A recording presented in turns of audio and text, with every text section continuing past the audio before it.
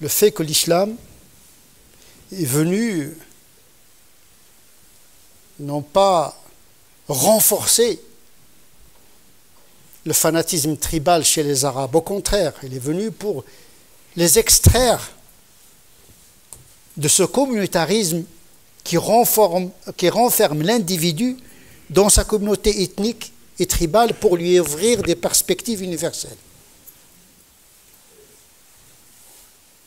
Et donc l'islam est venu pour changer la mentalité des Arabes en soulignant que leur Dieu, désormais, ce n'est pas un Dieu d'une tribu. Parce qu'à cette époque-là, chaque tribu a son propre Dieu. Il y a même une confiscation de la divinité. Chaque tribu veut ramener la divinité à sa propre identité. Ce qu'on appelle la confiscation identitaire du divin. Ce qui arrive à des musulmans aujourd'hui. Ils voient l'islam pour eux, contre les autres. Comme si Dieu était un bouclier identitariste de protection. Au lieu de concevoir l'appartenance à la communauté spirituelle comme une vertu sur la communauté nationale, on la conçoit comme une clôture identitaire qui renferme l'individu dans un tribalisme aveugle.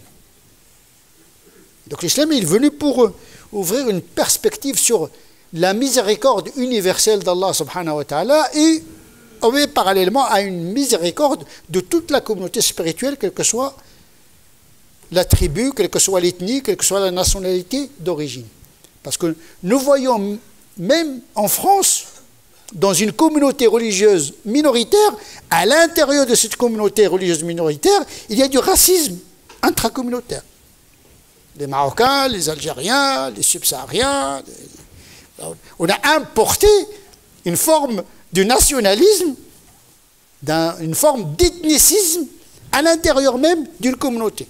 Et puis il y a d'autres qui considèrent que l'appartenance à l'islam doit se faire aux dépens de l'appartenance à la nationalité, à la nationalité ou bien à la perspective nationale française, par exemple, puisque nous sommes des citoyens, nous sommes des musulmans, mais nous sommes également des citoyens français.